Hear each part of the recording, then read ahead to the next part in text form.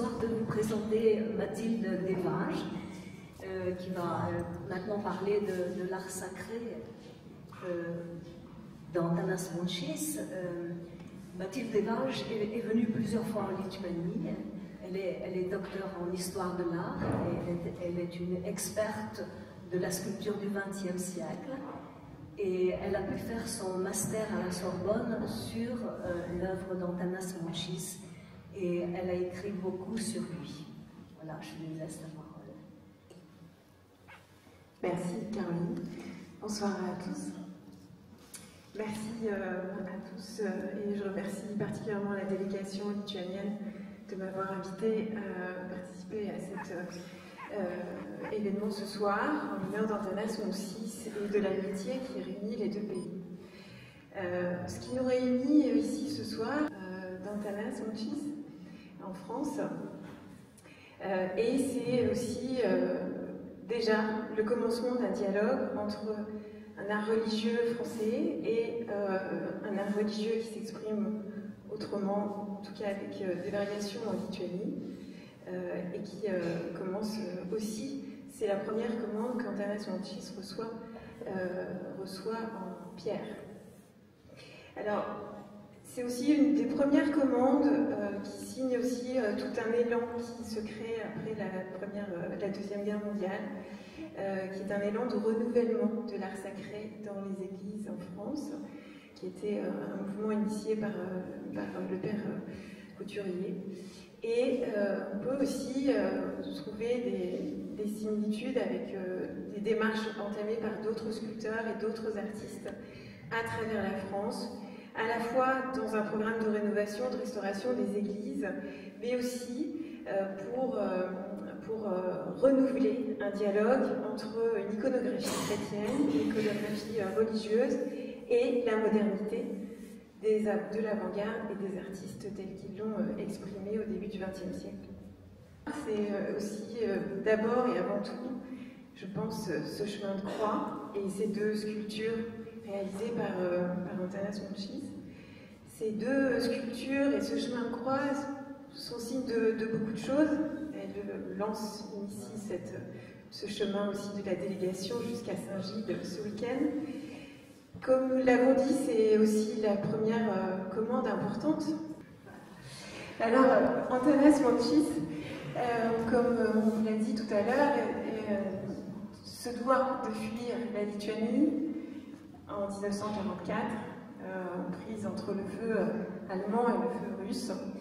Et dans son chemin, traverse l'Allemagne et arrive en zone d'occupation française, à l'école de Fribourg. Et c'est là que beaucoup de choses aussi vont être très déterminantes dans l'œuvre et la vie du sculpteur. C'est la rencontre de Pierre Pen, le gouverneur de la zone d'occupation française à l'époque, qui va lancer, en tout cas ouvrir une école des arts et métiers à Fribourg, dans laquelle Antanas Mončys va rester entre 1945 et 1947, le temps en fait que les régularisations des immigrés se mettent en place. Et avec les deux filles de Pierre Pen, avec lesquelles il va se lier d'amitié profondément, avec Annette et Florence, ils vont travailler dans cette école un peu créée de manière spontanée. Et Antanas Mončys va quelque part, après avoir entamé des études d'architecture à Kaunas, va se retourner vers la sculpture sur bois. Et une fois qu'il peut arriver en France, Pierre Pen va l'aider à trouver un travail non loin d'ici en zone agricole, et il sera ensuite aidé par leur ami commun Pierre Turville, qui était un ami de Pierre Pen. Et Francis, pardon. Grâce à cela, il reste en France, il reste en région, ici, près de Soissons, jusqu'en 1948. Et il va obtenir une bourse qui va lui permettre d'aller étudier la sculpture à Paris. Et il va intégrer l'Académie de la Grande Chaumière, alors dirigée par Ossip Zadkine.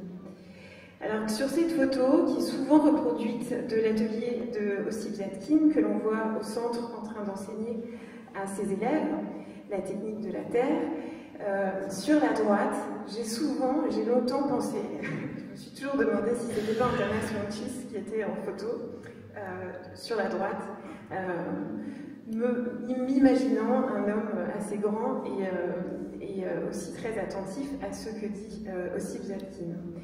Ces 10 mois dans l'atelier de Ossip Zadkine vont être évidemment très forts pour Antanas Montchis. Il va apprendre la terre, mais il va être aussi au contact d'un sculpteur qui a redécouvert, remis au goût du jour la taille directe de bois dans l'art du XXe siècle, parce qu'au XIXe et après Rodin, on connaît les bronzes et la culture du plâtre et du modelé en Europe et en France, mais Zadkine, dès les années 20, laisse aussi le temps travailler sur ces bois qu'il laisse vivre dans son atelier, dans le jardin de son atelier. Zadkine doit quitter la France pendant la Deuxième Guerre mondiale, lui il part aux États-Unis, il récupère son atelier en 1947 à l'Impasse-Moussin, à Paris, rue d'Alsace, pardon, et Zadkine revient, et il est aussi un des rares sculpteurs qui vivent en France, qui vivent à Paris, qui sait parler anglais. Et cette notion de la langue est aussi importante, on le constate entre nous aussi encore ce soir, qu'il faut trouver des passerelles. Et Zadkine, il accueille, il embrasse tous les étudiants, tous les artistes qui arrivent de toute l'Europe et d'Amérique du Sud et d'Amérique latine. Et donc il y a cette école de Paris qui continue après la Deuxième Guerre mondiale et qui fait que Paris est encore une terre d'accueil très très forte pour les artistes, comme terre de liberté et aussi de possibilités au niveau artistique. Dans cet atelier, donc, Antanas Montchis apprend beaucoup, on trouve les autres étudiants, mais Zadkine aurait bien gardé un peu Antanas Montchis avec lui pendant quelques mois encore, mais Montchis a décidé de ne pas rester. Il dit non, maintenant je veux me faire moi-même. Et c'est sans compter sur le soutien de ses amis Pierre Penn et Francis Turbine, qu'à la sortie de son atelier, il arrive il revient à Laon et on lui propose le projet de renouvellement de la statuaire du chemin de croix et l'installation de 2 sculptures qui n'existaient pas dans l'église de part et d'autre de l'autel. Alors avec Zadkine, il découvre aussi toute une modernité sur la sculpture cubisante ou cubiste.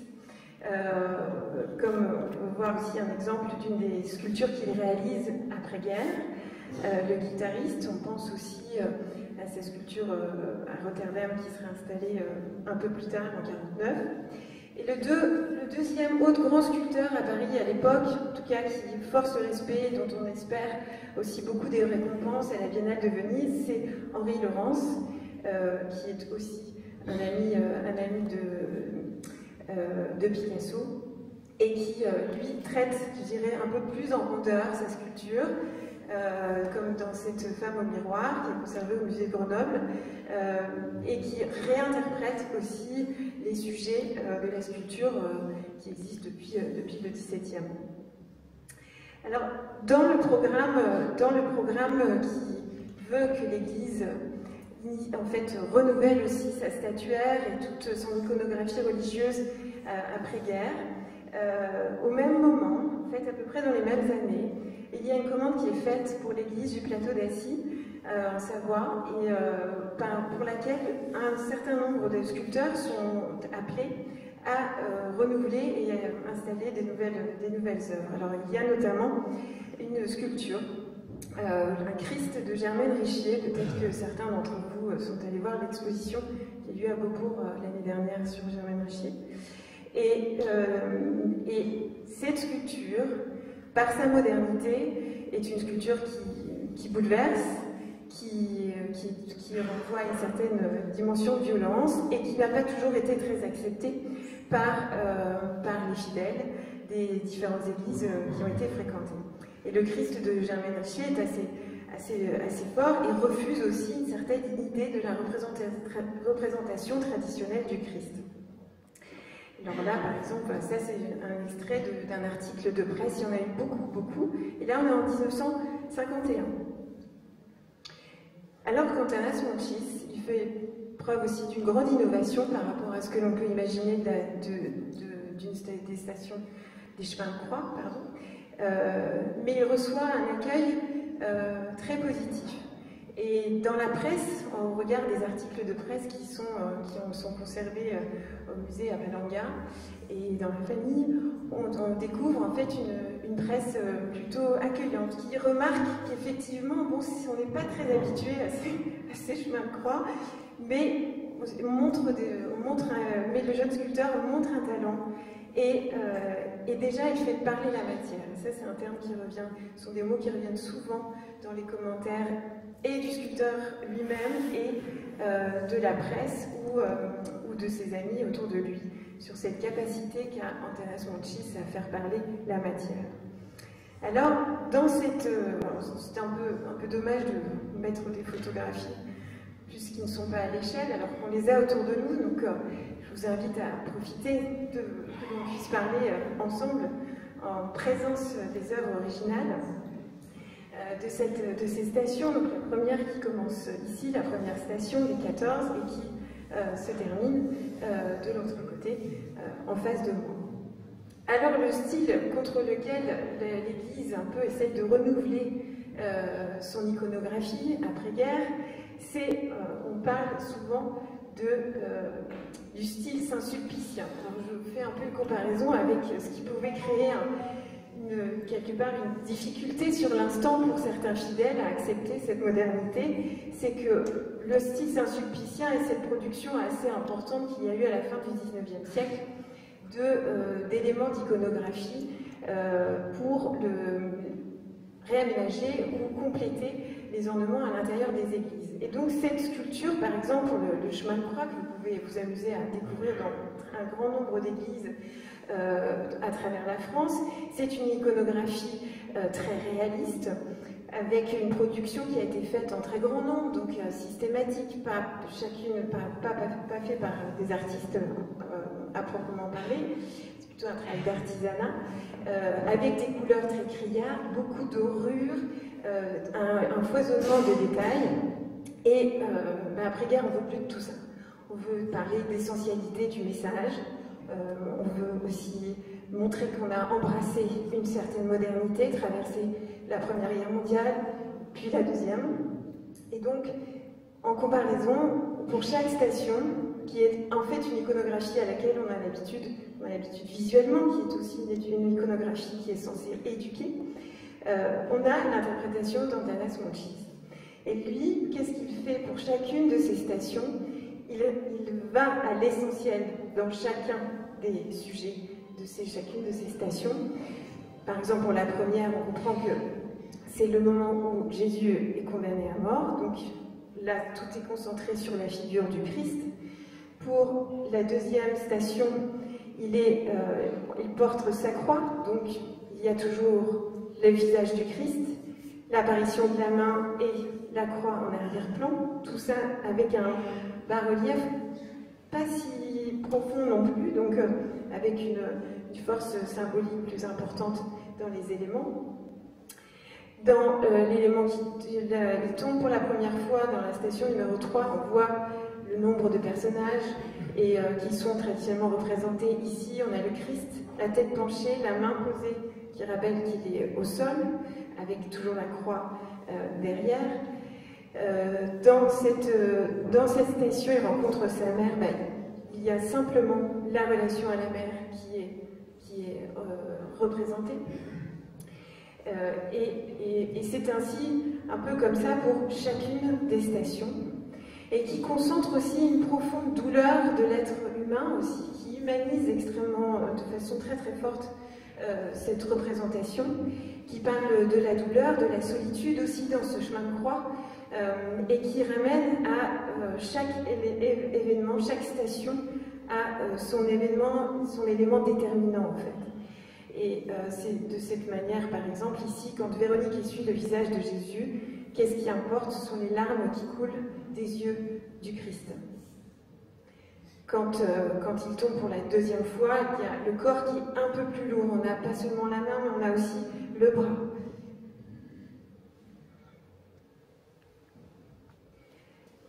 aussi une attention particulière sur les femmes de Jérusalem. La main, deux figures féminines extrêmement stylisées, la main et le visage.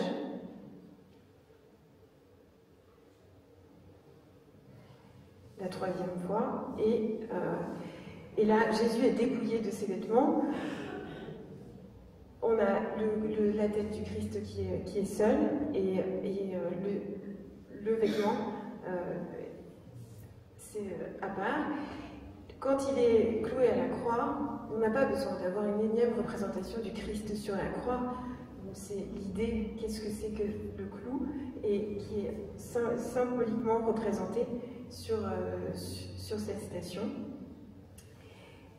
Et cet attachement à la figure, je dirais, au visage du Christ sur lequel est ramassée toute la scène, avec en second plan les éléments qui indiquent en fait à quelle station nous sommes, sont aussi une référence, je pense, très très forte au Christ tel qu'il est aussi représenté en Lituanie.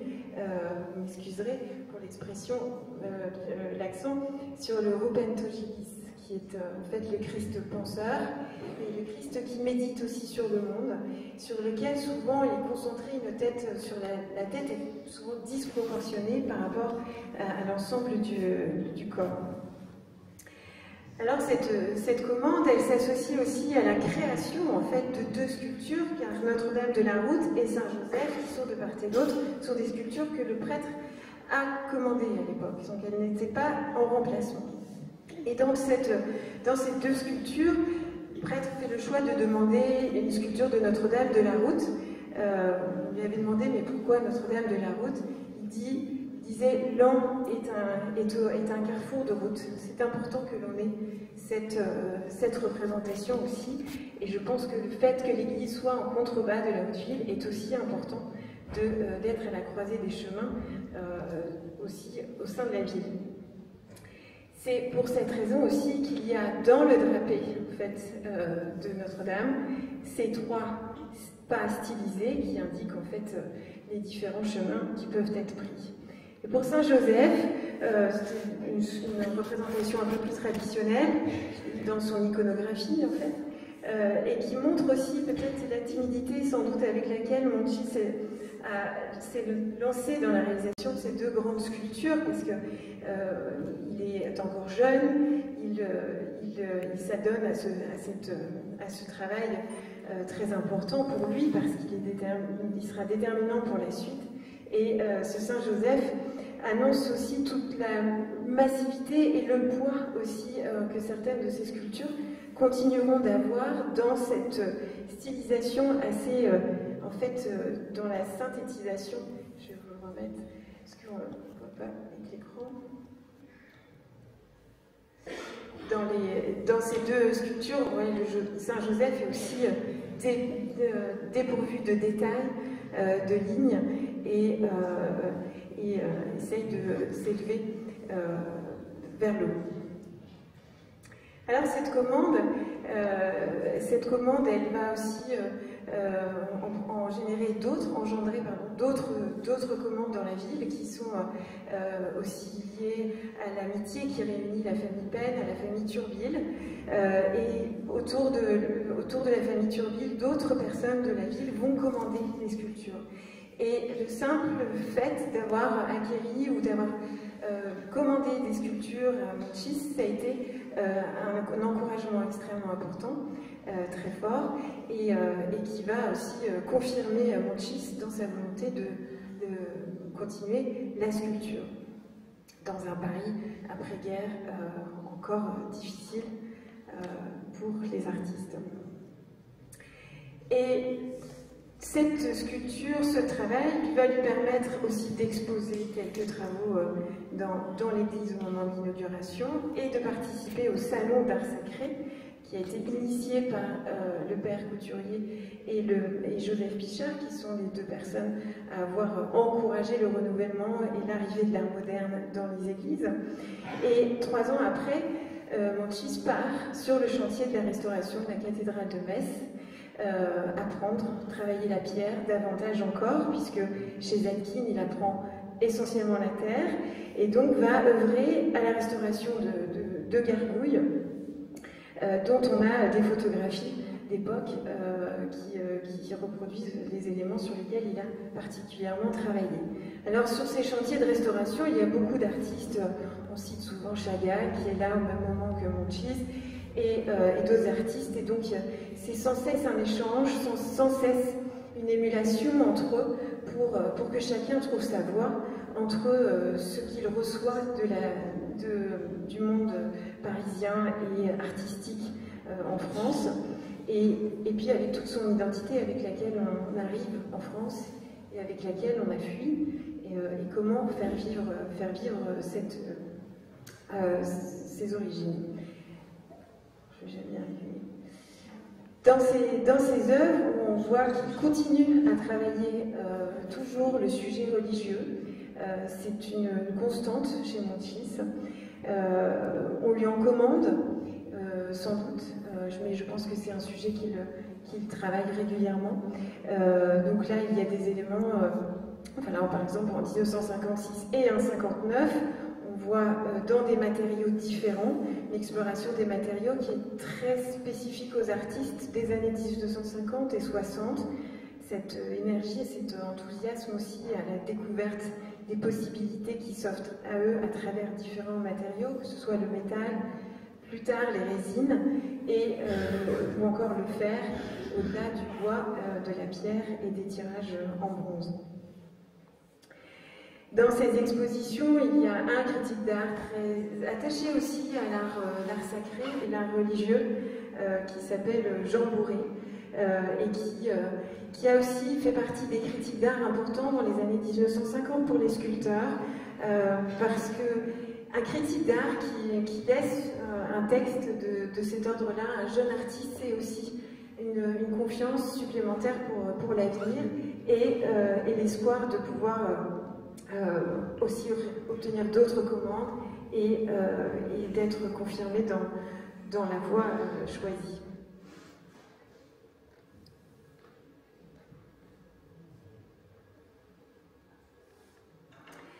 Grâce à cette commande, qui est celle de Saint-Marcel-de-Lans, il y a une exposition qui va être itinérante, à laquelle va participer Montchis. Il ne seront pas beaucoup d'artistes à exposer, et par mes recherches, je pense certainement que ce calvaire en bronze a été la sculpture que Montchis a exposée dans cette exposition itinérante.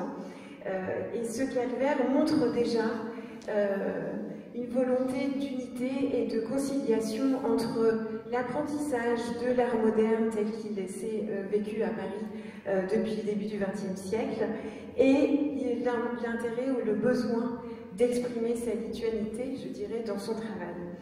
Dans ce calvaire, on a une iconographie assez traditionnelle que la Pietà du Christ qui est descendu de sa croix. Il y a une construction plus complexe autour de la croix en tension, comme ça, retenue qui semble être retenue par la Vierge. Et chose qui n'est pas habituelle dans la représentation du calvaire, c'est ce pélican qui vient se nourrir en fait sur le corps du Christ, qui est un animal que l'on n'a pas l'habitude de retrouver particulièrement dans l'iconographie occidentale, enfin en tout cas en France, auparavant. Et le pélican, encore en 1957, une exposition collective de sculpteurs à laquelle il participe en 1957. La sculpture qu'il choisit d'exposer, c'est un pélican, donc qui nourrit ses enfants de lui-même. Et c'est une iconographie en fait qui, si je ne me trompe pas, en tout cas est bien plus présente, largement existante en Lituanie et dans la dimension sacrée et symbolique de l'oiseau.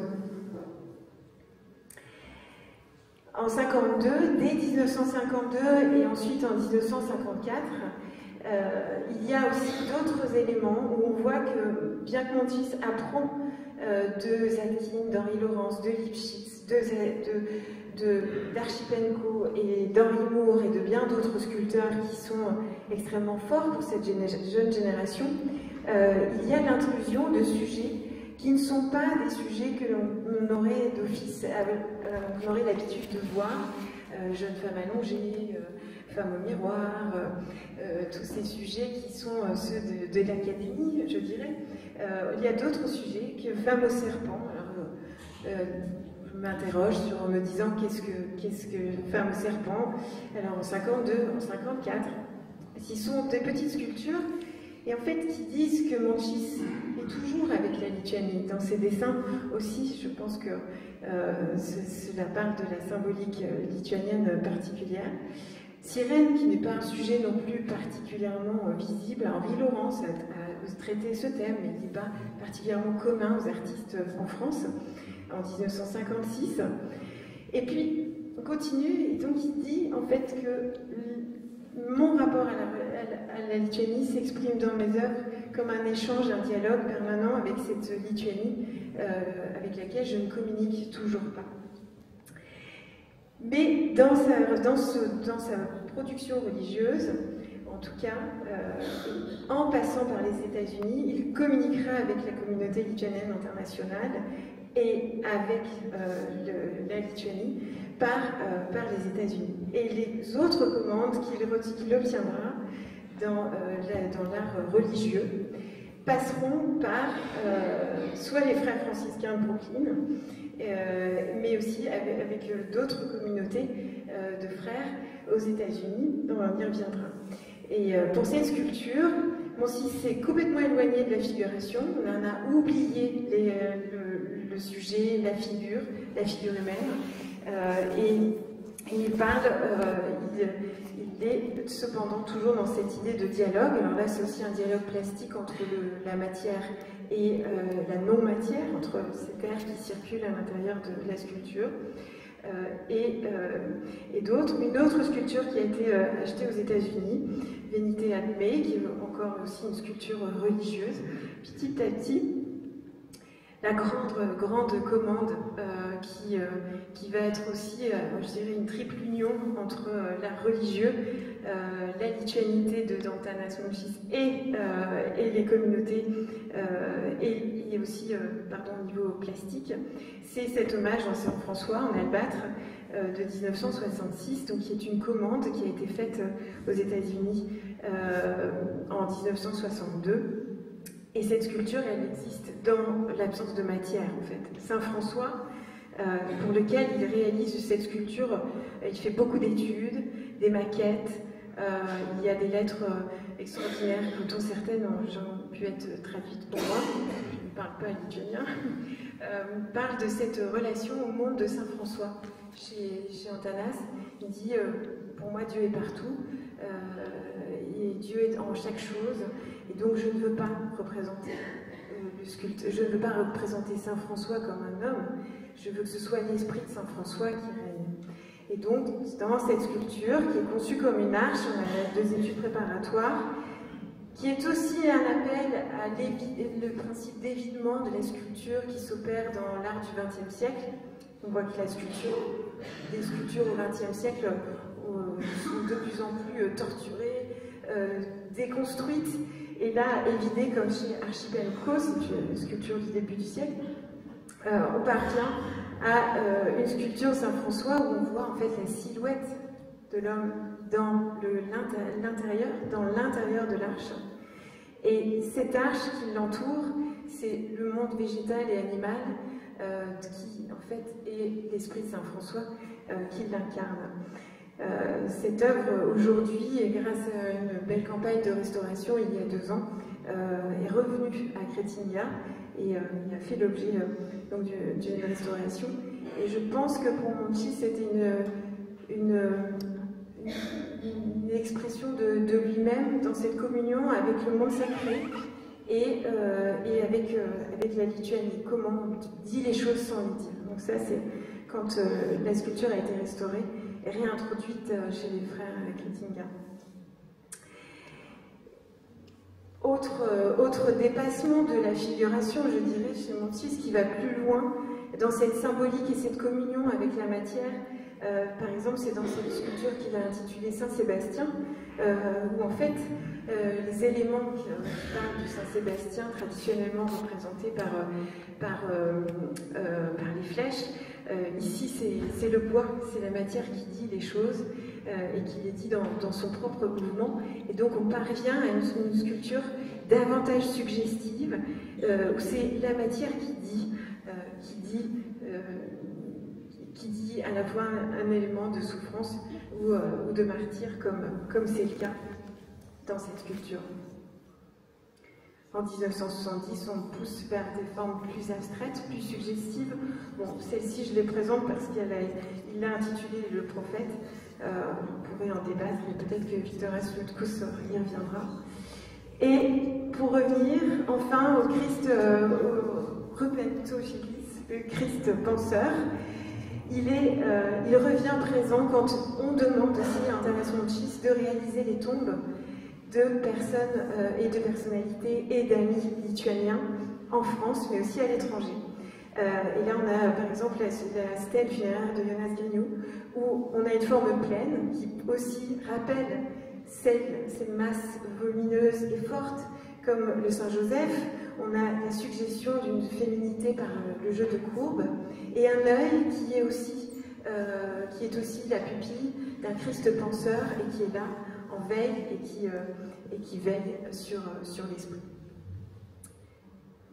Voilà, c'était beaucoup de dessins dans l'œuvre de Monchis sur le Christ, jusqu'à l'essentiel, l'esprit entier de Onas Greimas, qui est la femme de Greimas, et pour lequel Monchis avait illustré un livre qui parle des dieux et déesses du culte lituanien.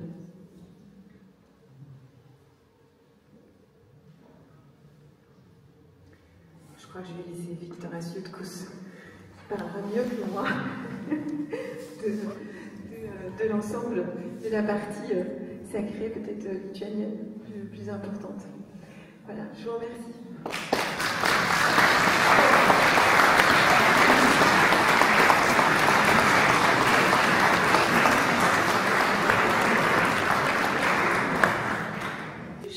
De vous présenter maintenant Victoras Lutkos, qui est un historien d'art, commissaire d'exposition. Il enseigne depuis très longtemps à l'Académie des Beaux-Arts de Vilnius. Il est l'auteur d'une monographie sur Antanas Monchis et l'auteur de plusieurs expositions, notamment deux très importantes où il a réuni Antanas Monchis, Francis Turbil et les frères Martel, et l'autre plus récente pour le centenaire d'Antanas Monchis au musée Cassiulis à Vilnius, qui s'appelait Visage et âme. Victoras Lutkos era menotyrininkas, menohistorikas, jisai dėstytojas Dailės akademijoj, parodos kuratorius, jis sukūrė parodą, kurioje jis sujungė Monchis, Francis Turbil ir Dvynai Martel, ir taip neseniai dėl Antano Mončio šimtmetis jisai sukūrė parodą irgi Kasiulio muziejuj Vilniuje, kur vadinasi Veidai ir sienos. Ačiū.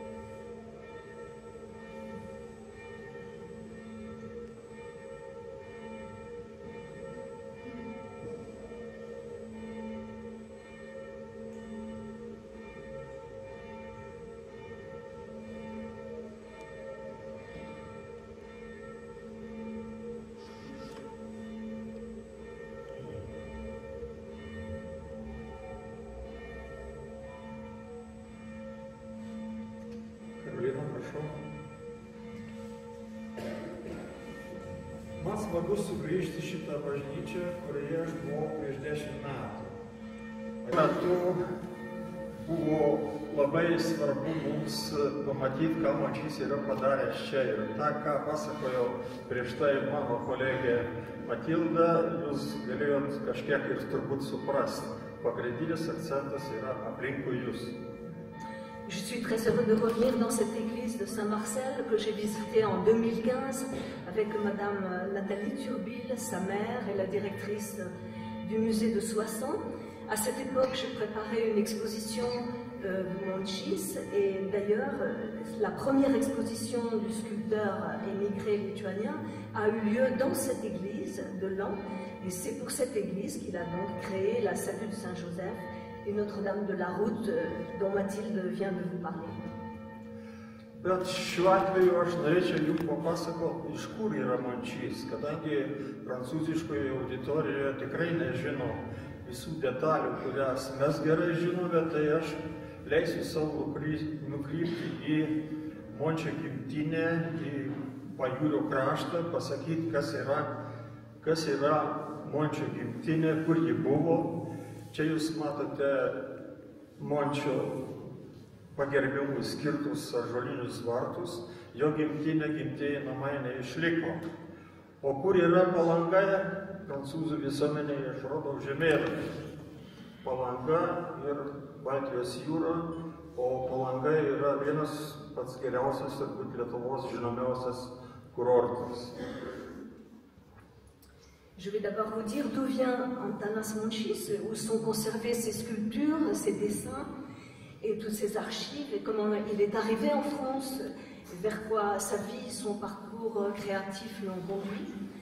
Et le lieu où est né Mončys en Lituanie, c'est près de la mer Baltique, dans une région appelée la Samojisi, Žemaitija. Sa maison natale n'existe plus et à la place, on a érigé ce grand portique en chêne noir. Prieš pradedant mano kalbą, jūs matėte trumpą filmuką apie Mončio muziejų. Ten yra saugoma pagrindinė jo kūrybos dalis, labai didelis archyvas, labai didelis palikimas, vertas tikrai neeilinių tyrinėjimų ir aš manau, sulauksiu ateityje. Aš galėčiau paprašyti, kad pasveikinkime muziejaus direktorę Loretą.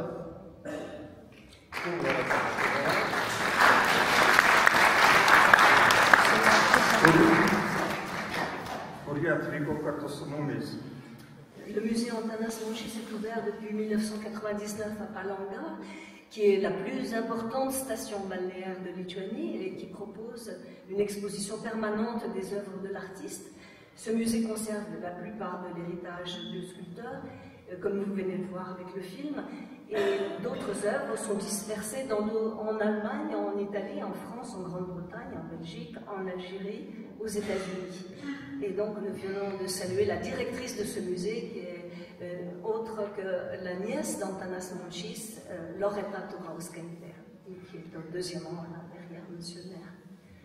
Mončys pasitraukė 1944 metais, kai Rusijos kariuomenė artėjo prie Lietuvos ir pasitraukė pirmiausia per Vokietiją, pasiekė Miuncheno apylinkėse, apsistojo pabėgėlių stovyklose, o paskui persikėlė į prancūzų zoną, tuometinę zoną, ir čia prasidėjo kitas jau jo, vadinkim taip, kūrybos ir gyvenimo etapas.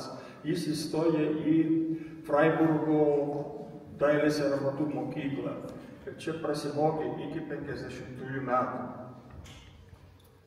Le sculpteur a quitté la Lituanie en 1944 suite au retour du front soviétique. Après un voyage à travers l'Allemagne difficile et dangereux, il s'est retrouvé dans un camp de réfugiés à Munich, dans la zone sous contrôle français. Puis il est entré à l'école des arts et métiers de Fribourg-en-Brisgau, où il a étudié la sculpture. Et en 1950, il a reçu une bourse pour poursuivre ses études à Paris et il a choisi d'aller à l'Académie de la Grande Chaumière dans l'atelier de Ossip Zatkin. 51-52 metais, kaip jūs girdėjot iš pirmesnio pranešimo, jis atsidūrė Laone ir sukūrė šitas reikšmingas stacijas, taip pat išskirtinės šitas dvi skulptūras.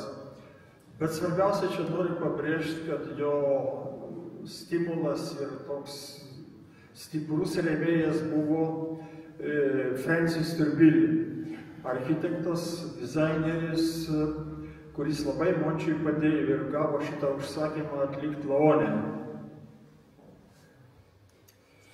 En 51-52, Monchis travaille et crée ici à Laon, et il s'était lié d'amitié avec le décorateur et architecte français Francis Turville, qui devint l'un de ses plus ardents acheteurs de ses œuvres et qui aidait Antanas à organiser des expositions, et tous les deux organisaient aussi des expositions communes de sculpture et de peinture.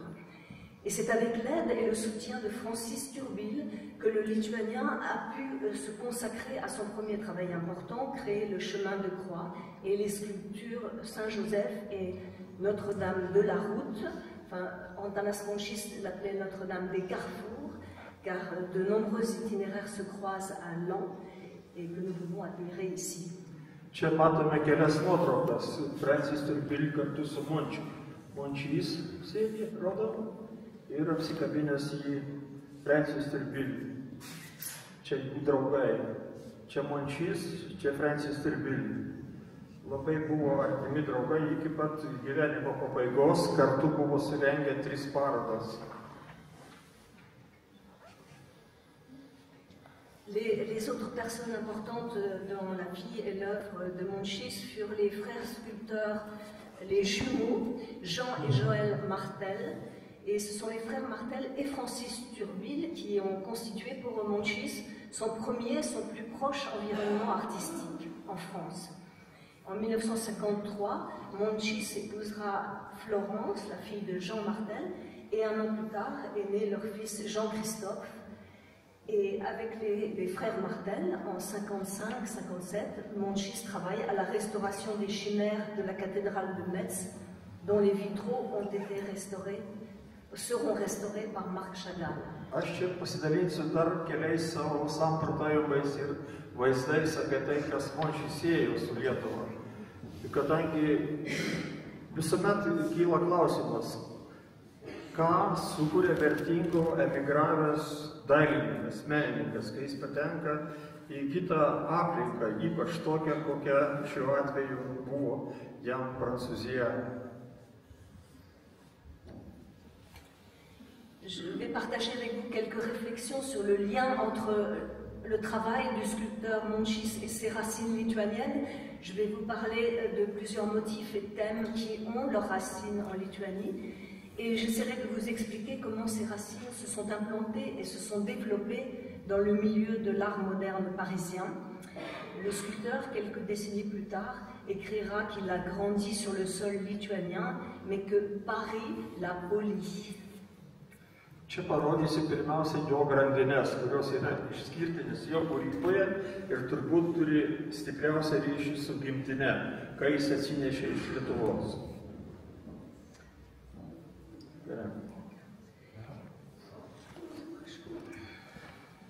L'une des lignes les plus originales des créations de Monchis, ce sont les chaînes sculptées en bois. Sa première chaîne a été créée en pierre calcaire en 1963. C'est la chaîne de base, dont le fils de l'artiste Jean-Christophe a fait don au musée de Palanga en 2015. Le principe des chaînes est de sculpter des maillons de l'arbre de manière à ce qu'ils deviennent indépendants, mais sans qu'ils se séparent les uns des autres. La plus grande sculpture de ce type est la mer, en 1970, qui est longue de 4,38 m, et qui se compose de 6 parties qui peuvent être librement disposées et réarrangées.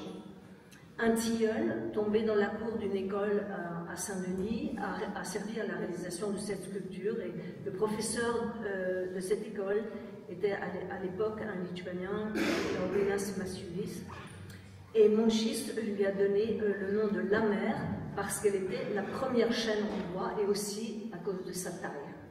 Karolina išvertė į priekį ir aš pasakysiu, kad šita skulptūra buvo didžiausia jo grandinė sukurta iš liepos, kuri nuvirto prie mokyklos kurioje mokytojavo Karolinos brolis Laurinas.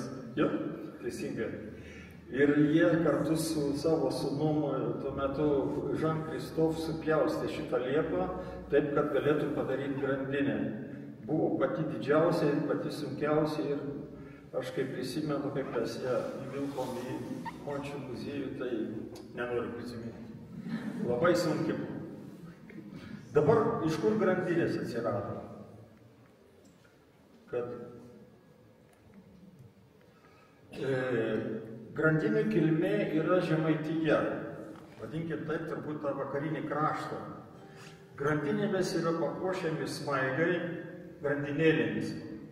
Turbūt visi, kas jau iš Meguvos ansamblio žino tokius dalykus, prisegamas linų pluoštas arba kita kokia verpiama, sukama medžiaga ir moteris suka ratelį ir tą siūlą vyniojo ant špūlės.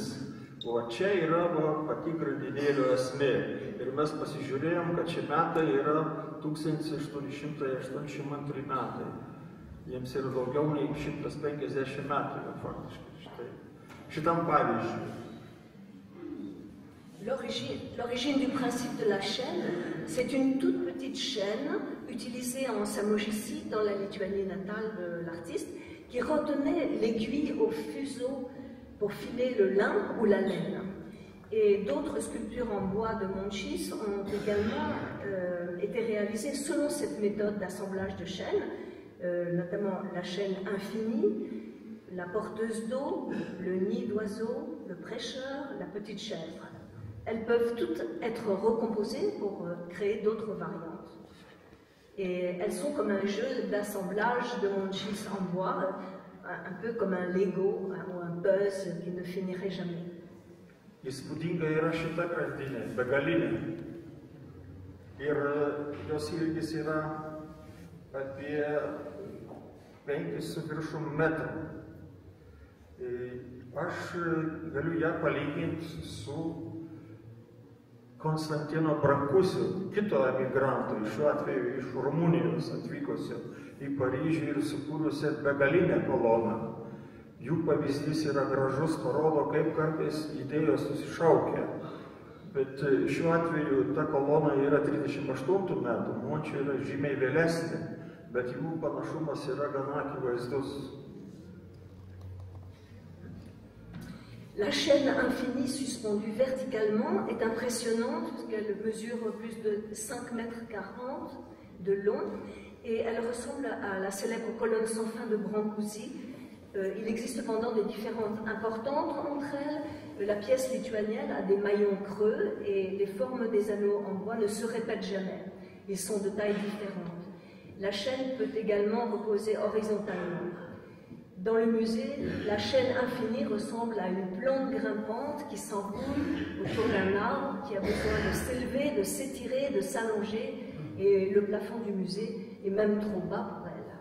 Mončys labai sėmėsi impulsų iš gamtos, iš lapų, augalų, pumpurų, sėklų, šakų, šaknų, visokiausių kirminų, paukščių. Jam svarbu buvo, kad iš gamtos paimta forma būtų kaip paliudijimas, kad gamta yra nesibaigianti. Ji nuolat atsinaujina, kinta, formos keičiasi. Monchis s'est beaucoup inspiré de la nature dans ses œuvres. On y trouve des plantes, des bourgeons, des graines, des branches, des racines, des formes d'arbres, des vers, des oiseaux. Le renouveau éternel de la nature était important pour lui et toutes les formes de vie, du ver de terre à l'oiseau. Dabar žiūrėsim vieną irgi įdomiausių jo kūrybos sričių kaukės. Mončio mintyje buvo išlikęs vaizdas apie žemaitiškas užgavėnes. Jos simbolizuoja žiemos išvarymą, prisišaukimą pavasario. Užgavėnės tai slenkstis tarp nueinančių žiemos ir ateinančių pavasario. Tai savotiškas karnavalas. O Paryžiuje Mončys turėjo draugą iš žmogaus muziejaus, vienas iš ten vadovų. Jo bičiulis buvo meno kolekcionierius kolekcionierius ir kartu etnologas Albert Safel.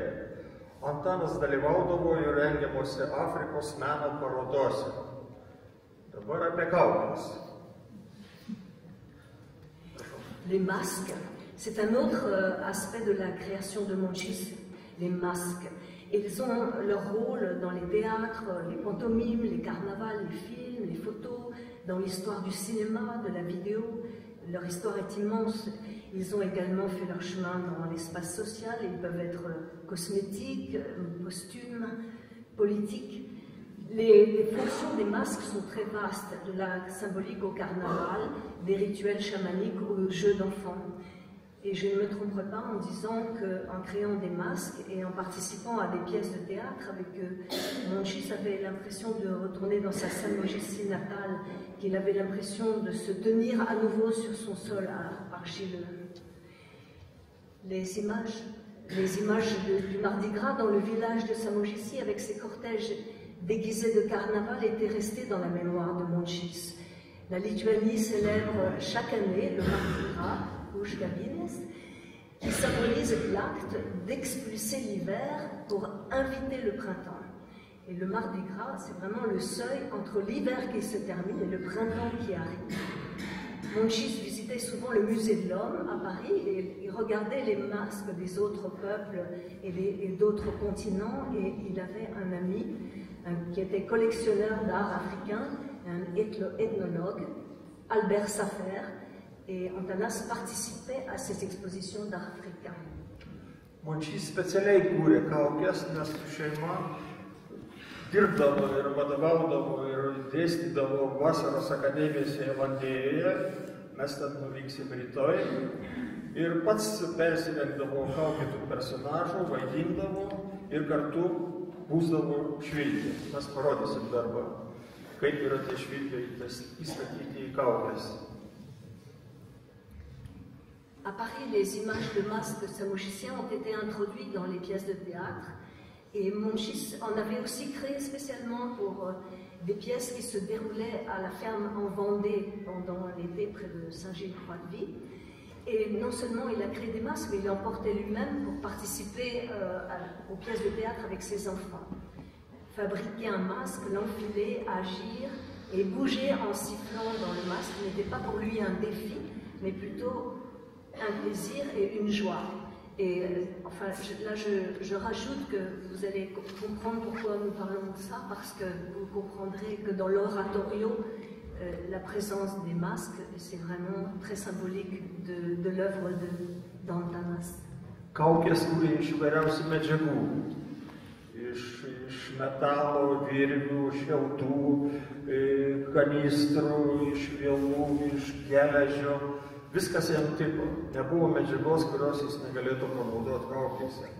Ir apsirengęs jis linksmindavo per parodų atidarymus, kartu su vaikai žaisdavo ir tokiu būdu kurdavo, kaip dabar sakytume, performance, kurio veikėjas jis pats buvo ir dalyvis. Monchis fabriquait des masques à partir d'objets de débris colorés, des arrosoirs, fils de fer, tuyaux de douche, râteaux ménagers, masques à gaz, morceaux de métal, plastique, paille, cordes. Et aujourd'hui, vraiment, Monchis devrait être qualifié de créateur de performance pour son intérêt pour ces masques, qui étaient non seulement la mémoire vivante des images et des sons de sa patrie, mais aussi une tradition archétypale. C'est un retour aux origines culturelles de l'homme, le désir de devenir chaman, enchanteur, sorcier. Čia buvo mėgstamiausia Mončio kaukė. C'était le masque préféré d'Antanas. Jis labai mėgdavo ją užsidėti ir pūstyti į švilpuką, kad galėtų kažkokią melodiją sugroti. Iš kur ateidavo tos kaukės, ne tik iš Žemaitijos. Jis daug ką matė ir stebėjo, kokios yra dažniausiai veidų išraiškos Prancūzijos bažnyčiose, katedrose pirmiausia. Le masque chamanique et cérémonial a également un lien avec l'au-delà. Le thème de la mort fait également partie intégrante des images des œuvres de Monchis. Des motifs de crâne, de squelette, de tête apparaissent dans ses dessins et dans ses sculptures de pierre ou de bois. Pour l'artiste, ces motifs étaient avant tout des réflexions existentielles sur la fugacité et la fin inévitable de la vie. Bien sûr, l'artiste a également été impressionné par les nombreux exemples vus dans les cathédrales et dans les intérieurs des églises en France. Mais il faut souligner que son rapport à la mort, à l'au-delà, n'est pas un pessimisme larmoyant, une lamentation désespérée. Monchis regardait la mort avec sagesse, avec un léger sourire, voire en plaisantant. Pour le sculpteur, il s'agit comme d'une tentative de répondre par le langage des formes à l'avertissement « Souviens-toi que tu vas mourir, memento mori ». Čia vienas iš pavyzdžių, kur jis vaizduoja kaukės jau kaip pomirtinio gyvenimo, kaukolę kaip pomirtinio gyvenimo simbolį. Yra ir pas jį sukurta ir skulptūrų, kur kaukolė susijungia su griaučiais, su skeletu. Tai toks yra Afganas ir skeletas, vienas variantas, medinės skulptūros. Quand il sculptait un crâne et son squelette, Monchis ne les séparait pas en plusieurs œuvres, comme par exemple dans l'Afghan de 79 ou Squelette 2. Leurs crânes sont reliés à leur squelette, comme en mouvement. Il leur a ajouté même des côtes supplémentaires. En créant des squelettes en mouvement, l'artiste semble dire que le corps n'est pas encore mort, qu'il a encore la force de bouger, de se battre. Ce n'est pas par hasard si les deux versions des squelettes sont sculptées sous cette forme, afin que certains de leurs détails puissent être déplacés. Les poses peuvent être modifiées, ils peuvent être adaptés pour s'accrocher dans l'espace, comme pour rappeler le balancement sans fin de la vie, depuis jusqu'à. L'artiste n'hésitait pas à transformer des choses désagréables en plaisanterie. Karolina, dabar peršokam prie maršalo. Reikia kažkiek ir pašposau, pajuokauti. Per daug rimtai mes čia atrodom. Maršalai išversti. Un des meilleurs exemples de l'humour de Monchis est la sculpture assemblage Le Maréchal. Mélange d'art, de politique, d'ethnoculture et d'avant-garde. Il est de 1980 et mesure 2,54 m. Il a été créé à partir de bois, d'os, de métal, un oursin, de morceaux de bijoux et d'étain. La figure même de la sculpture ressemble à une faux agressivement levée, fabriquée à partir des restes d'une mâchoire de cheval. Des symboles nazis et soviétiques ornent sa poitrine. Le maréchal avec sa faux est à la fois drôle et dangereux. Il est shakespearien, comme disait Jean-Christophe, son fils. Pour le spectateur, il est source de nombreuses réflexions et comparaisons. En 1992, lors du transport des œuvres offertes par Monchis à la Lituanie, les douaniers polonais, en voyant le maréchal, ont arrêté de vérifier le chargement en déclarant qu'il s'agissait d'art populaire. Aš savo tautiečiam paaiškinsiu, mes kai vežėm jo darbus, čia jau nereikės versti, Karolina jį pasakė jau prancūziškai. Lenkų muitininkai mūsų sustabdė su visų kroviniu ir kai pasakėm, kad vežam meną, pradėjo atidarinėti duris ir tikrinti. Ir prisikasė iki šito maršalo ir vienas muitininkas sako, to štuka Liudova, viskas, nereikia tikrinti, važiuokit. Mes važiavom be jokių patikrinimų. Tai už tai maršalą prisimenu kaip didelį juoką, kaip mums pavyko, o iš tikrųjų tai vienas gražiausių jo darbų. Dabar apie linksmiausius, kas ir jūsų programoje yra, apie švilpius. Aš manau, kad Mončys ką atsinešė iš savo gimtinės, tai buvo Žemaitijos turguose, kaimo trobose, dažnai piemenims ir vaikams nulipdyti, skirti, nuperkami ar parsivežti iš turgaus paukščiukų, avinukų, arkliukų, švilpukai, dideli ir maži. Palangos muziejus turi jų nemažą kolekciją, bet šiaip didelė dalis yra išsiskaidžiusi po pasaulį. Ir Prancūzija, ir Danija, ir Vokietija, ir Jungtinės valstijos, žinoma, ir Lietuvoje jų yra. Pradėjom lipdyti švilpius jau sulaukęs brandos 80-metį. Dans l'enfance de Monchis, on vendait au marché des petits sifflets en argile pour les bergers et pour les enfants, en forme d'agneaux, d'oiseaux, de chevaux sur les marchés. Ils étaient dans toutes les maisons aussi en Samogéssie. La création des sifflets de Monchis est issue de cette tradition rurale des sifflets. Leur quantité est considérable. Le musée de Palanga expose 14 sifflets et d'autres se trouvent dans des collections privées en France, au Danemark, en Allemagne, aux États-Unis et en Lituanie. L'artiste a commencé à sculpter des sifflets dans les années 80, en atteignant ainsi sa maturité artistique.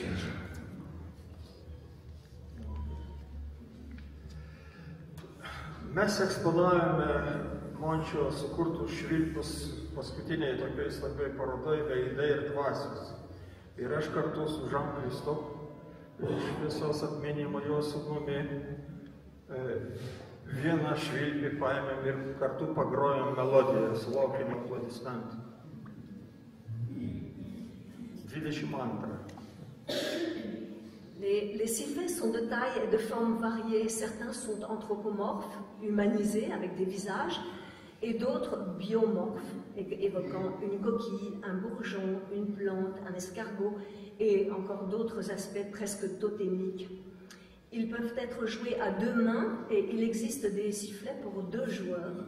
Par exemple, avec le grand sifflet, ici une photo de Jean-Christophe Monchis, le fils d'Antanas, et de moi, et de Victoras, jouant du sifflet lors de l'exposition Visage et Esprit à Vilnius, dédiée au centenaire de la naissance d'Antanas. Et on les avait applaudis. O kai rengiau tą parodą, pasidomėjau daugiau ir atradau tokią ryšį tarp Mončio padarytų švilpių ir banginių skleidžiamų garsų. Finvalai, banginiai mėlynieji ir finvalai skleidžia labai panašius garsus į Mončio švilpių garsą. Mončys turėjo nusipirkęs diską kompaktinį ir man pirmą kartą irgi tą melodiją paleido paklausyti, pats nustebau, kokie yra įdomumo tie garsai ir kaip gali būti. Supanašėję, kas gamtoje, kas yra švilpių garsuose paslėpta, bet pirmiausia Žemaitija. À partir des sons de sifflet, Monchis aimait beaucoup écouter de la musique et il aimait particulièrement les sons émis par les baleines. Il s'était acheté un CD et les écoutait très souvent. Il était enregistré des sons émis par des rorquals bleus et des rorquals communs, et de longues basses fréquences modulées durant plusieurs secondes. Les sifflets en terre cuite peuvent être également utilisés pour reproduire ce bourdonnement, un son grave, étouffé, caractéristique des sons émis par les baleines. Et les possibilités sonores des sifflets créés par Monchis ont été poursuivies et il est sorti un disque de ces enregistrements de Donis. Kaip jau supratot, Mončys buvo menininkas, kuris mėgdavo ir labai įtraukė žaidimo elementus, improvizaciją, kurti iš kažkokių elementarių dalykų, tai kas gali būti ir rimta, ir kartu su pokštu, su humoru ir taip toliau. Ir vienas pavyzdys yra mano rankose, tai Oskaro Milašiaus knyga Lietuviškos pasakos. Jis turėjo įsigijęs šitą egzempliorių prancūzų kalba. Dabar šita knyga yra pas Andrėjas, kažkur matau. Jis mums ją paskolino, pasidarėm kopiją ir faksimilinį variantą išleido Lietuvos dailės muziejus. Tai yra unikali knyga. Mončys pirmą kartą, kai jį sutikau, jis buvo ją atsivežęs ir man parodė, kai paklausiau, kaip jis ją kuria, naktį prieš užmigdamas jau, aš skaitau tas pasakas ir čia pat pasipiešiu, ką man reikės įpiešti tiesiai į knygos puslapius. Taip, kad jeigu aš jums dabar parodysiu, kažkiek suprasit, kaip ta knyga atrodo iš vidaus. Šarūnai, tavo technika yra neveikia. Mes lauk. Kodėl neveikia? Le livre Contes et fabliaux de la vieille Lituanie d'Oskar Miloš, illustré par Mončys, montre bien cette même combinaison ludique de sagesse et de fantaisie. Il ne s'agissait pas d'une illustration au sens littéral. Tout en lisant ces contes de fées, Mončys dessinait en même temps sur les pages du livre, à même le livre. C'est ainsi qu'un des exemplaires des Contes et fabliaux de la vieille Lituanie d'Oskar Miloš, publié par l'ami de Mončys, l'éditeur André Silver, est devenu un livre d'auteur unique. On peut admirer tous les différents personnages qu'il a dessinés dans ce livre, des fées lituaniennes, des ours, des lièvres, des coqs, des chats, des visages doubles, des serpents, des oiseaux. Et le fils de l'artiste a été témoin de ces lectures vespérales de contes de fées, son père tenant des crayons à la main, et il écrit dans ses mémoires. Il se sentait extrêmement proche de ce texte, les anciens contes de sa patrie, et rendait hommage en même temps à Oskar Miloš en confessant la proximité de leurs âmes sur un ton subtil et confidentiel. Einam prie pabaigos, Karolina. Einam prie pabaigos. Pabaigsim gražiausiais daiktais. Mončio papuošalai. Jis kūrė papuošalus labai gražius. Kaip jūs matėte, čia mūsų renginio svetė parodė, kokie yra subtilūs ir įdomus Mončio papuošalai. Ko tik Mončys nedarė. Ir papuošalus, ir keramiką, ir žiedus.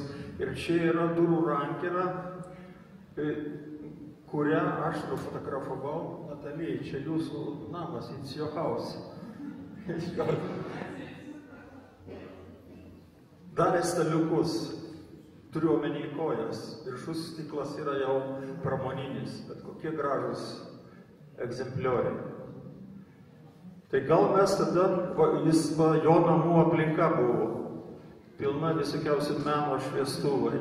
Aš net pagalvojau, kad šitie šviestuvai kažkur kartoja Mončį. Labai panašu. Ir gal pabaigim. Dar vienas egzempliorius iš Natalijai namų Suasonė, čia kaiminystėje miestas, vitražai. Ir pabaigsim Mončį labai linksmoje atmosferoje, šokantis su jaunom lietuvaitėm. Mončys vadovavo šokių kolektyvui nemažai metų. Šoko jie per Sorbonos rengiamus festivalius, šoko miesto šventėse, šoko šiaip lietuvių bendruomeniai, o dažniausiai naudodavo šokiams Martelių gyvenamą namą, kuris dabar išlikęs, aš jį pradžioje rodžiau prie Martelių.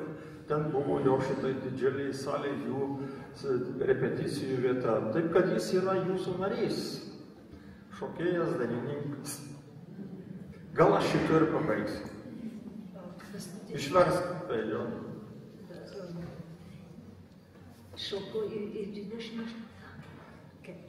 Les œuvres de Mončys ont été exposées dans les expositions aux côtés de célébrités de l'art moderne, Antoine Pevesner, Henri Lawrence, Henri Moore, Alexandre Calder, Max Ernst et autres. Ces créations à Paris se sont épanouies comme des bourgeons assoiffés de soleil. Il voulait tout essayer, il n'y a aucun domaine où il n'a pas pu trouver ou faire quelque chose d'original. Et il a cette phrase dans son carnet, « Ce que je fais a ses racines dans le sol lituanien. Je pense que d'autres cultures m'ont enrichi, mais Paris m'a poli. » Dabar Karolina tiesioginį vertimą. Veidai ir dvasios paroda aplankė didžiulis skaičius lankytojų. Alors, pendant cette exposition Visage et Esprit, il y a eu 10 000 visiteurs en tout. Ici, c'est l'ambassadrice de France. Čia Prancūzijos ambasadorė. Čia žinoma kas. C'est le président de la République lituanienne, Gitanas Nausėda. Ir mes vyksime į miestą, kur stovi gražioj labai vietoj, gamtoj, Mončio gaidys. Et demain, nous partons pour Saint-Gilles-Roi-de-Vie, où le coq d'Antanas. Martelio pavyzdys. Et voilà l'inspiration. Abu Prancūzijos simbolis. Voilà. Et pour le coq, pourquoi le coq? C'est mon interprétation, mais le coq est le premier à voir la lumière, donc par extension la lumière du Christ, et par extension Merci. la spiritualité. Je vous remercie.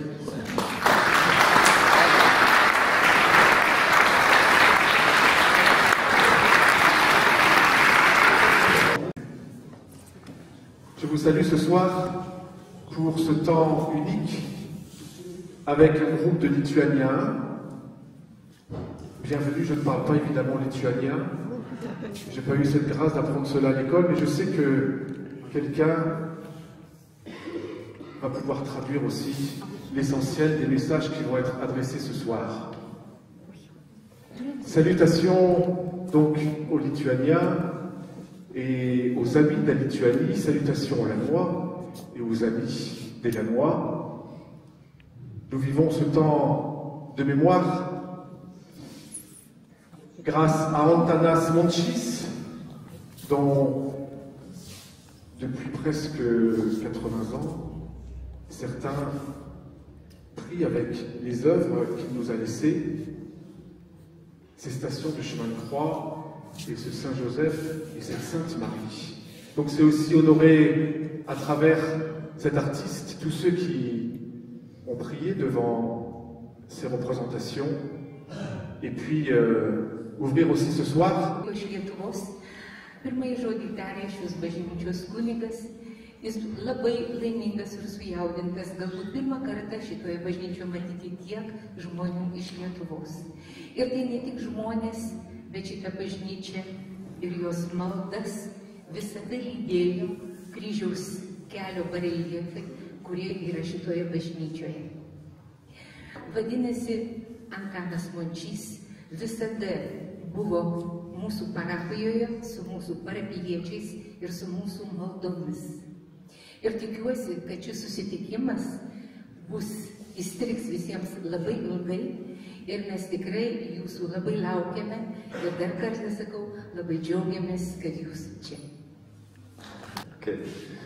Bien, mesdames et messieurs, je suis ravi de vous accueillir aussi nombreux ce soir à l'église Saint-Marcel, et je tiens à remercier bien évidemment le Père Thierry Gard de nous accueillir dans cette très belle église de la ville de Laon, et que nous n'avons pas souvent l'occasion effectivement de célébrer pour un concert et pour une manifestation culturelle. Alors à mes côtés, j'ai mon ami, monsieur le maire de Palanga, Šarūnas Vaitkus, j'espère que j'ai bien prononcé, qui est ici donc avec la délégation lituanienne et des élus qui l'accompagnent aussi de la ville de Palanga, monsieur l'adjoint à la culture notamment, et on est vraiment ravis de vous accueillir à Laon pour cette saison de la Lituanie 2024. Vous voulez traduire? Venez. Dabar žodį darė Laono miesto meras. Ir jis dar kartą priminė, kad 24 metai tai yra Lietuvos sezonas Prancūzijoje ir jis labai džiaugiasi tokį didelį gausų būrį lietuvių sutikti čia, taip pat Palangos miesto merą, jo pavaduotoją kultūros reikalams. Alors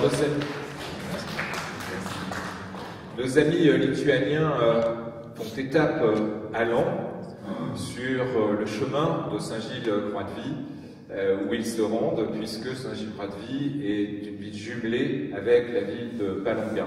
Et donc ils nous font l'honneur de faire étape ce soir pour rendre hommage, effectivement, à un sculpteur lituanien très célèbre, Antanas Mončys, voilà, ça dit bien. Antanas Mončys qui a vécu longtemps en France, à Paris, où il a exercé son activité de sculpteur. Il avait fui la Lituanie après la Seconde Guerre sous l'occupation russe et donc est venu en France. Il est passé, je crois, par l'Allemagne, puis la France, Paris. où il exerçait son métier d'artiste, où il a rencontré notamment Francis Turbil, que nous connaissons tous bien à Laon, et les frères Martel.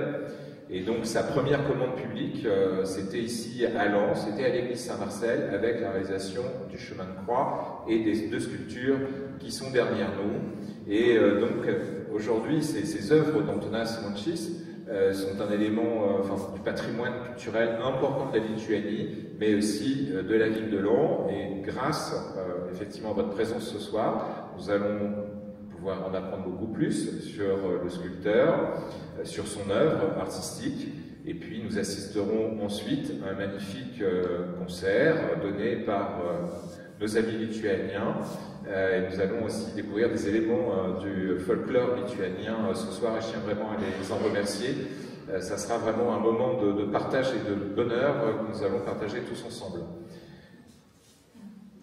Taigi, myli lietuviai, myli dalyviai, jūsų kelias tai yra toliau tęsęs. Jūs čia tik tai sustojote į Leonę, kad parodyti savo meną ir kad prisiminti ir priminti mums visiems apie lietuvių skulptorių Mončį, kuris paliko čia savo pėdsakus, kuris gimė Lietuvoje ir karo metu turėjo palikti Lietuvą, kai atvyko į Paryžių, tęsė studijas ir čia sutiko savo irgi gausų kolegų būrį. Ir čia, būtent šitoje bažnyčioje, paliko ne tik tai kryžiaus kelio bareljefus, bet ir statulą. Tai yra didelis atminimas jo, tai yra irgi mūsų kultūros didžiulis pėdsakas Lietuvos ir pėdsakas Prancūzijos kultūroje. Ir šiandien su dideliu džiaugsmu mes išgirsime visą istoriją ir Mončio kelią Prancūzijoje ir taip pat paklausysime šito gražaus orkestro, gražus choro, kuris paruošė koncertą mums.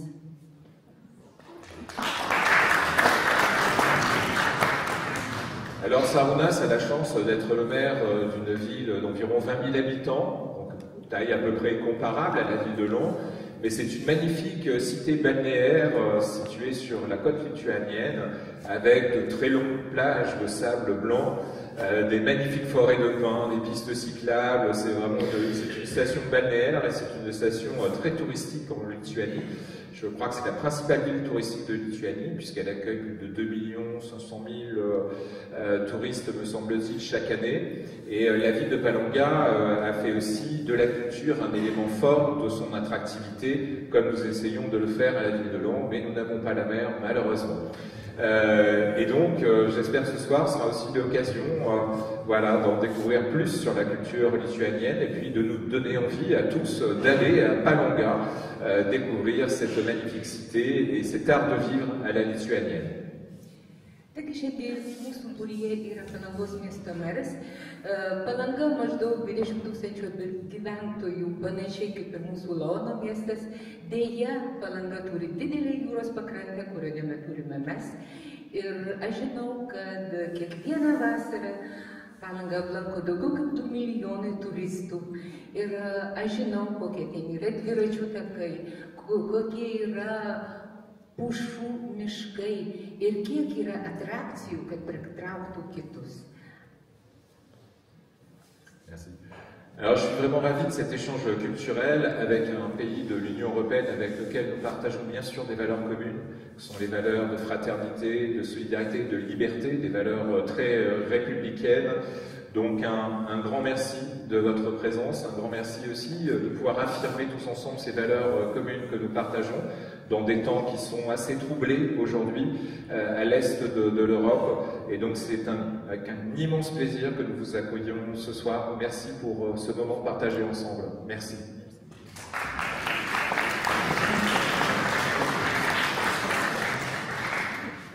Miesto meras pridėjo, kad mes esame Lietuva, Prancūzija, Europos Sąjungoje, kad mes dalinamės bendromis kultūrinėmis ir moralinėmis vertybėmis ir kad galbūt ne visai dabartiniais lengvais laikais mes vis tai sugebame išlaikyti kultūrą ir ją dalintis su kitais.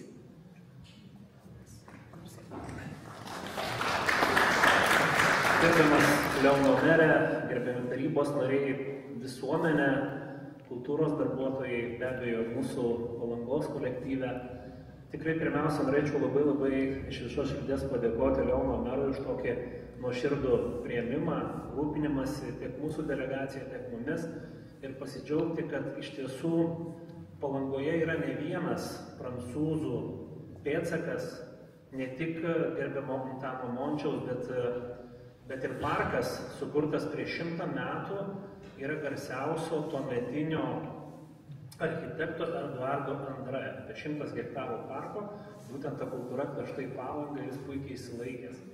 Taigi kultūros yra nemažai ir daug. Donc, chers Lanoises, Monsieur le maire, chers invités qui sont venus de loin et de très loin, je suis ravie de me trouver ici. Je suis ravie de notre accueil par Monsieur le maire à Londres. Et je veux dire que ce n'est pas seulement Antanas Mončys qui nous relie. Je veux vous dire aussi qu'à Palanga, il y a un énorme parc botanique de 800 hectares créé par un architecte français, André. Taip pat labai malonu matyti yra Mončio, netgi žmoną, vaikus, anūkus, kurie būtent atvyko pagerbti čia į Launo miestą šiandieną, pasižiūrėti mūsų atvežtos iš visos širdies sukurtos oratorijos, pabūti, pabendrauti ir tikrai labai sveikinu ir malonu jūs matyti. Je suis ravie de voir la famille d'Antanas Mončys, ses enfants, ses petits-enfants, toute une grande famille que nous respectons beaucoup, qui est venue ici se rencontrer et voir l'oratorio consacré à Antanas Mončys. Tai dar kartą labai malonu čia pabūti ir linkiu, gerbiamas merė, apsilankyti Palangoje. Jau vakar 10 kartų jūs pakviečiau, tai pažiūrėti, kokia kultūra mus vienyje. Labai malonu tikrai sutikti čia gyvenančius žmonės. Ir labai iš viso širdies noriu padėkoti mūsų kolektyvam, kameriniui chorui, Mėguvai, kurie apie 60 žmonių, jeigu neklystu, atvyko čia būtent atlikti Mončio kūrinį skirtą jam. Tai ilgai ruošiamės, bet labai nuoširdžiai jums dėkoju, pirmiausia, palangiškiams.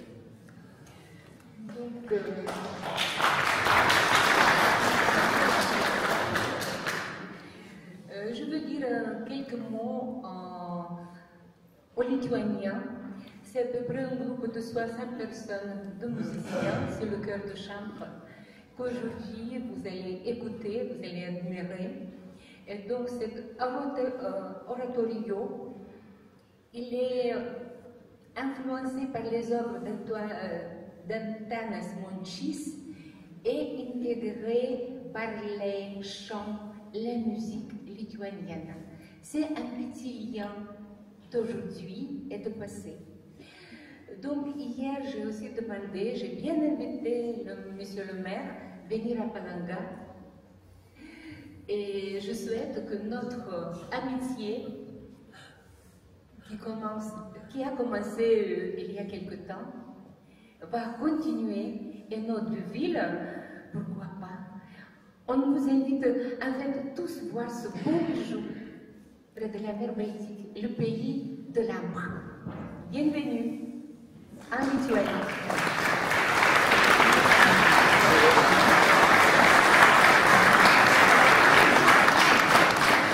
Ir visos delegacijos vardu Palangos bendruomenės vardu tikrai noriu padėkoti gerbiamam merui, savivaldybei už istorinį įamžinimą, tai yra lentelės pakabinimą, būtent kuris kabo čia to istoriniai bažnyčiai, primins apie būtent ir šį renginį ir aš sakau, koks pasaulis yra mažas, kai iš tiesų mes galim už kažkiek tai 1000 kilometrų pamatyti menininkų darbus, ar tai būtų lietuvis, ar tai būtų kitų tautybių žmonės, kaip ir šiuo atveju parko sukūrėjas. Tai labai malonu, kad gyvename Europos Sąjungoje ir yra nuoširdūs žmonės. Je voudrais bien encore une fois remercier Monsieur le maire et la mairie pour cette plaque commémorative qui est dans cette église, qui va nous rappeler toujours notre passage et on peut dire notre artiste commun, Antanas Mončys. Gražaus visiems vakaro ir malonaus renginio. Je vous souhaite une très bonne soirée, chaleureuse, pour apprendre un peu les liens qui nous lient avec Antanas Mončys et la culture lituanienne.